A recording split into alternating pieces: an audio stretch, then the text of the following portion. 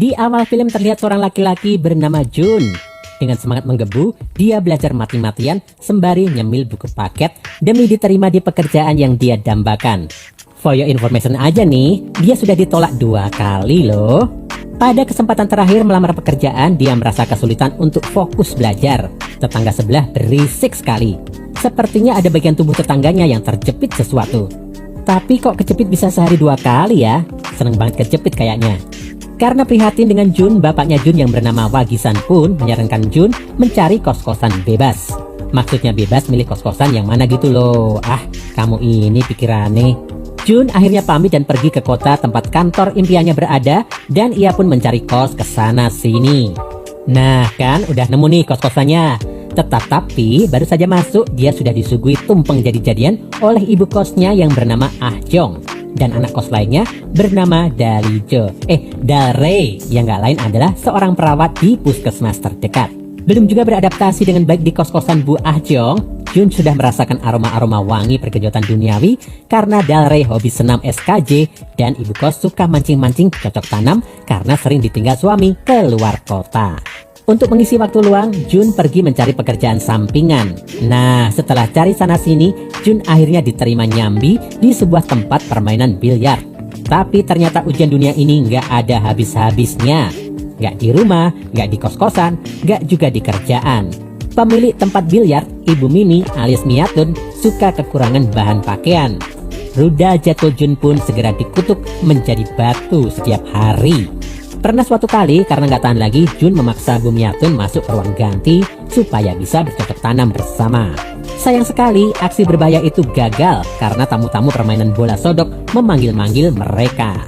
Setelah capek bekerja, ketika pulang ke kosan pun Jun disuguhi aneka jajanan yang legit dan bikin ketagihan dari ibu kos dan Dalrey. Tapi Jun masih kuat menahan diri. Suatu hari Jun mengajak pacarnya ke kosan. Awalnya mereka akan pergi jalan-jalan, tapi Jun mengatakan kalau ia lupa mematikan rice cooker. Jadi ia harus balik ke kosan. Halah alasan. Ketika mereka berdua sudah saling tatap-tatapan dan sadar bahwa Jun nggak punya rice cooker, taulah pacarnya bahwa mereka sebenarnya mau berkolaborasi dan bercocok tanam. Tapi gagal maning. Dalrey masuk ke kamar Jun dan menangkap basah Jun dan pacarnya yang hendak beraksi. Karena gagal, pacar Jun pun pulang dan mereka berniat menabung hasrat dulu. Kapan-kapan baru dilunasi. Ladalah, sehabis mengantarkan pacarnya pulang naik becak, sesampainya di kos, Jun pergi ke toilet dan mendapat view pemandangan estetik, yaitu ibu kos yang sedang asyik senam 5 jari. Kecamuk di dada Jun bagai kilat yang bertubi-tubi. Niat mau fokus persiapan kerja, malah jadi buka praktek anatomi tubuh tiap hari. Apalagi suatu hari Jun yang penasaran malah mendapat tontonan gratis aksi cocok tanam agraria ibu kos dan suaminya yang pulang dari tugas luar kota. Akhirnya di tempat kerja, karena melihat Bu Miyatun, Jun mencoba mencari kesempitan di dalam kesempatan. Jun yang telah berhasil memanfaatkan peluang gol di depan gawang Bu Miyatun lalu menjalani kehidupannya lagi. Di kos, ia dikenalkan pada suami ibu kos. Karena suami ibu kos pergi lagi, kehidupan kos agak bebas.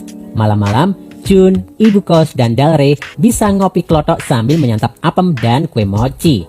Semua menjadi lebih chill dan enjoy. Jun makin lepas kendali. Karenanya, ketika ada kesempatan, di situ ada kesempitan. Waktu melihat Dalrey, Jun memberanikan diri untuk menggenjot Dalrey habis-habisan. Aduh, semua lubang dipacit sama Jun kalau begini caranya. Tobat. Nah, ketika hujan-hujan sendu membasahi kos-kosan, ada saja gerak-gerik ibu kos yang menjurus. Awalnya minum-minum teh anget bersama. Lama-lama kok ada yang anget tapi bukan teh. Ternyata cocok tanam agraria kembali terjadi. Ketika sedang panen besar, suami ibu kos pulang. Jun secepat kilat segesit bajing loncat lari keluar dari kamar ibu kos. Ibu kos tahu kedatangan suaminya yang mengetuk-ngetuk pintu. "Bulu, dia di luar bulu." Begitu kata suami ibu kos. Karena di luar hujan deras, Jun jadi basah-basahan. Nah lu, barusan panas banget disiram dingin-dingin, sakitlah si Jun ini. Dalrey lantas menunaikan tugasnya sebagai perawat puskesmas di dusun itu. Dia mengobati Jun dengan memberikan kombantrin melalui sebuah suntikan. Kalian kira setelah kejadian itu mereka semua kapok? Oh, tentu nggak sama sekali. Makin susah, makin tertantang. Setiap hari Jun secara rutin dan terjadwal dengan baik menggenjot ibu kos dan Dalre. Aduh. Di tengah semua itu kabar sedih datang dari Bapak Jun.